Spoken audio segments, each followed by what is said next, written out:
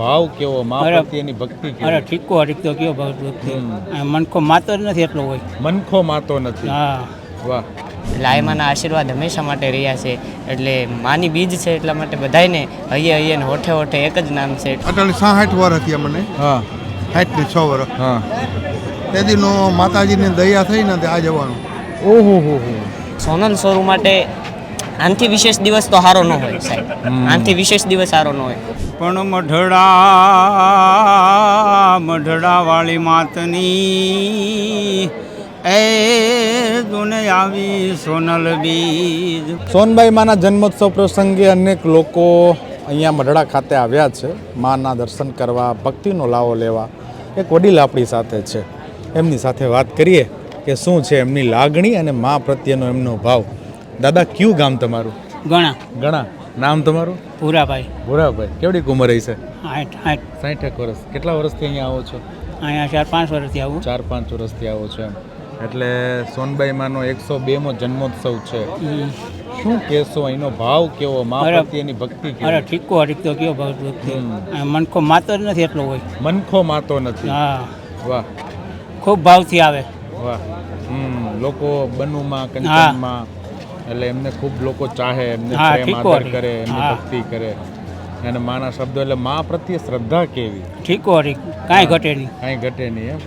અચ્છા, ખેતી કરો છો? ખેતી કરીએ. હા, એટલે પછી આ સોનલ બીજ હોય ત્યારે જ અહીંયા આવવાનું થાય કે આડા દિવસો અહીંયા આવો? નહીં, સોનલ બીજ હોય ત્યાં વધારે આવવાનું. ત્યાં વધારે હા, આવવાનું. કોઈ પ્રોગ્રામ હોય તો આવવાનું. પ્રોગ્રામ હોય તો આવવાનું એમ? હા. ડાયરા જુઓ છો? હા, ડાયરા જોઈ. તો કોણ કલાકાર કેને સાંભળવા ગમે? આ બધા અહીંયા તો આવતા જ હોય ને. ભીખુદાન હોય, હા કીર્તિદાનભાઈ હોય, હા હા હા. લાખનસિંહ ગઢવીર હોય, કેટલાય હોય ને. હા, એ તો બરાબર છે. તો તમને આમ એવું કઈ લાગે કે ના મને આ કલાકારને સાંભળવો બહુ બધાય ગમે? બધાય ગમે એમ? વાહ, સરસ. એટલે દાદા અહીંયા ડાયરો સાંભળવે.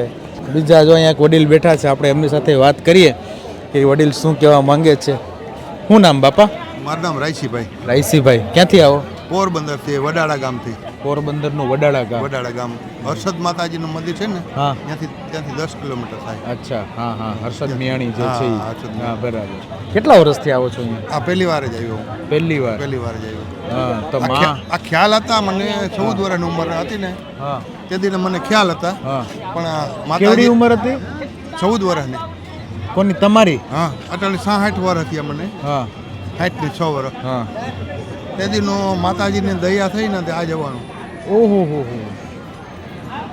વાહ. નકર 14 વર્ષની ઉંમર હતી ને તે તો મને ખ્યાલ છે હા. કે માતાજી સોનબાઈમાં થઈ છે. અહીં તો આજ 66 વર્ષ થયા ને તો એ મારા ત્યાં અહીં માતાજીને 66 વર્ષ અહીંયા આવવાનું. આવવાનું. હા હા હા. તો મા પ્રત્યે કેવો ભાવ? ભાવ ઠીકો ઠીક ભાવ. બહુ હા. બહુ ભાવ છે ને. અહીંયા લોકોને તમે જુઓ છો કેટલું માનવ મેરામણ છે.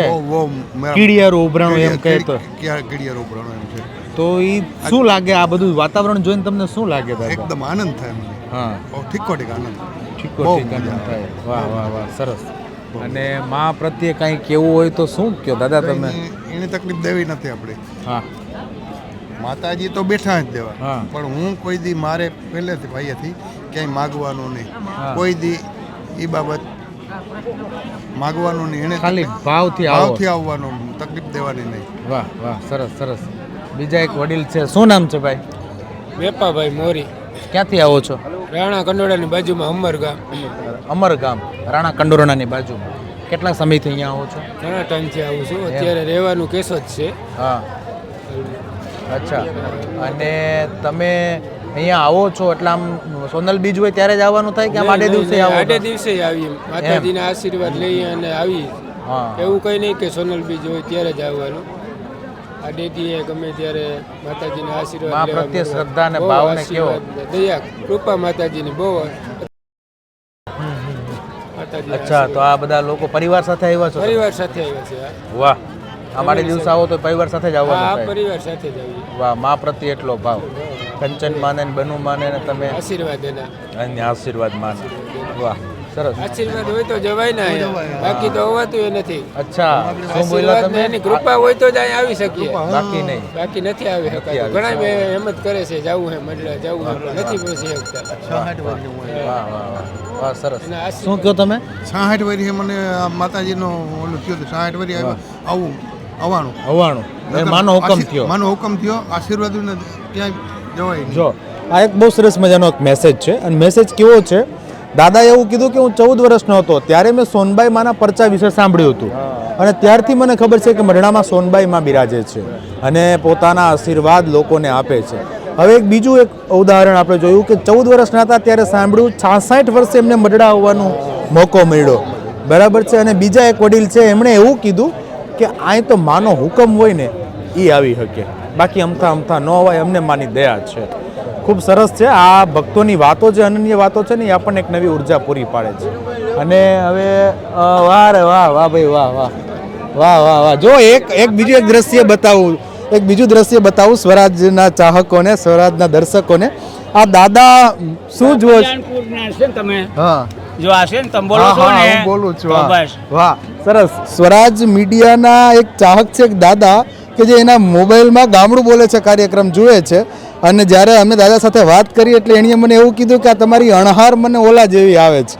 અને પછી જ્યારે અમે પહેલા દાદા સાથે વાત કરતા હતા એટલે એણે યુટ્યુબમાં સર્ચ કરીને ગામડું બોલે છે કાર્યક્રમ કાઢ્યો.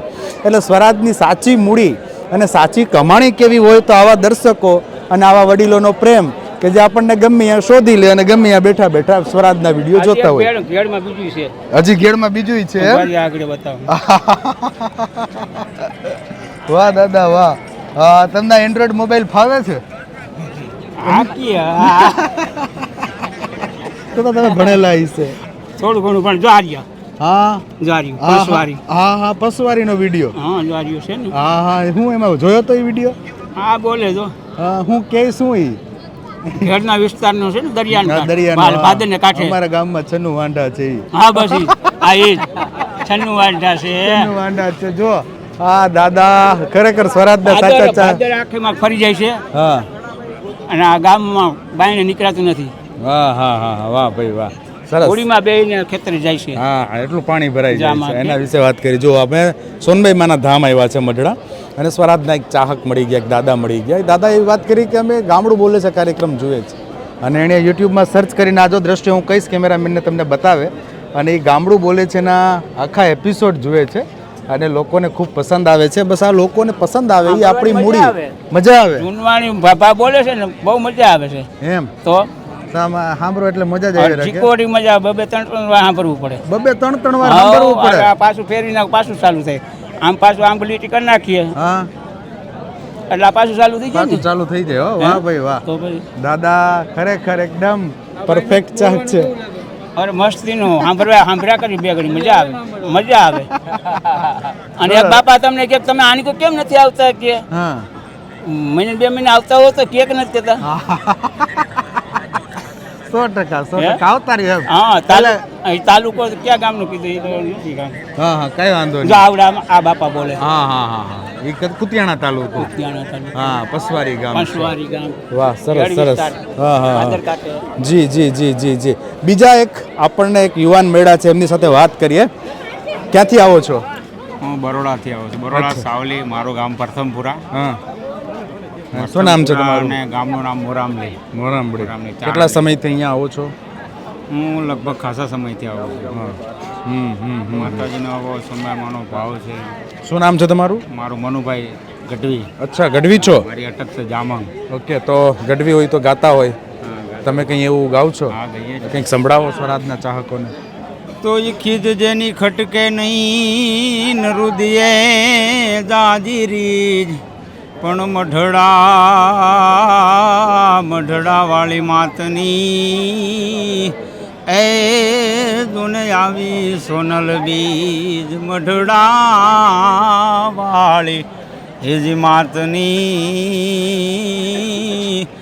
એ દુને આવી સોનલ બીજ.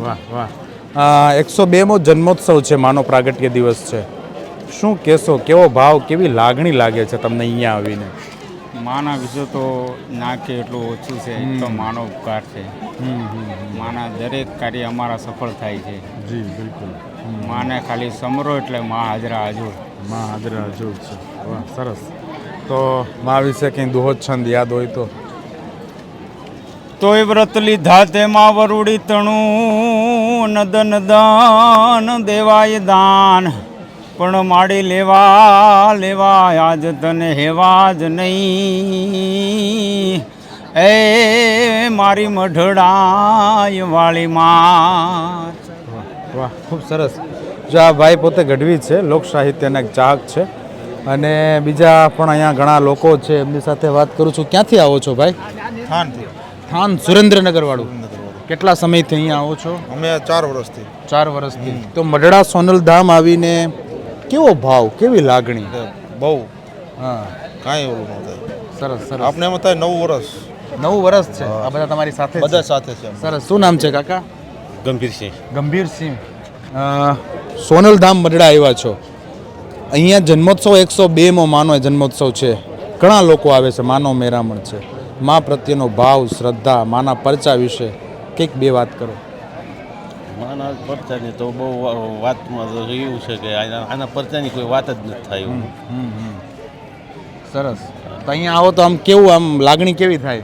બહુ મજા આવે એમ. સરસ સરસ સરસ. બીજા એક જુવાનિયા ઊભા છે, જુવાનિયાવાળી વાત કરીએ કે શું નામ છે ભાઈબંધ? નિરૂપા ગઢવી, લોક સાહિત્યકાર, અચ્છા, લોક સાહિત્યકાર. ક્યાંથી આવે છો? પદ્મશ્રી કવિ દુલાભાઈ કાગના ગામથી, મજાદર છે. વાહ, મજાદર એટલે અમરેલી જિલ્લો ને? હા, વાહ. રાજુલા તાલુકા. દુલાભાયા કાગ, કવિ કાગ બાપુની ભૂમિનું આ ફૂલડું આજે, એના બગીચાનું ફૂલડું આજે, એ પણ માં સોનબાઈ માના ધામમાં ઊભું છે. તો તું લોક સાહિત્યકાર. અચ્છા, આજે રાત્રે અહીંયા ગાવાનો છો એમ? હા. સરસ સરસ, બહુ સરસ. તો માને કંઈક ભાવ પ્રગટ કરવો હોય તો એમના દર્શકો સુધી, ભક્તો સુધી કંઈક પહોંચાડવી હોય તો વાત.